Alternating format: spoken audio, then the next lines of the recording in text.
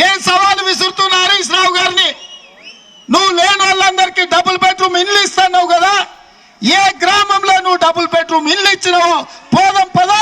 నువ్వు గ్రామాలలో double bedroom ఇల్లు ఏడైతే ఇవ్వలేదో ఆ గ్రామంలో మీరు ఓట్లు అడగడానికి మీకు హక్కు లేదు. ఆనాడు అసైన్మెంట్ పేరు మీద ప్రతి గ్రామంలో దళితులకు గిరిజనులకు 2 ఎకరాలు 3 ఎకరాలు 4 ఎకరాలు అసైన్మెంట్ పట్టాలు ఇచ్చి భూమి లేని పేదలకు దళితులకు గిరిజనులకు ఇండ్ల పట్టాలే కాదు వ్యవసాయ భూముల్ని కాంగ్రెస్ పార్టీ ఇచ్చింది.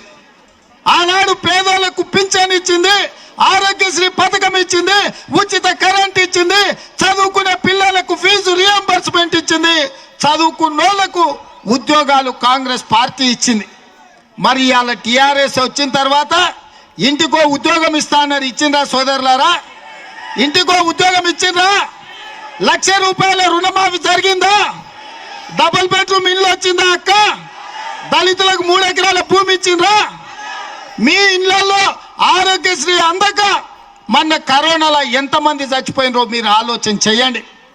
ఇవాళ పేదలకు భూమి ఇవ్వలే, డబుల్ బెడ్రూమ్ ఇల్లు ఇవ్వలే, చదువుకున్న పిల్లలకు ఉద్యోగాలు ఇవ్వలే, ఫీజు రియంబర్స్మెంట్ చేయలే, నిరుద్యోగ భృతి ఇవ్వలే, రైతులకు 1,00,000 రూపాయల రుణమాఫీ చేయలే.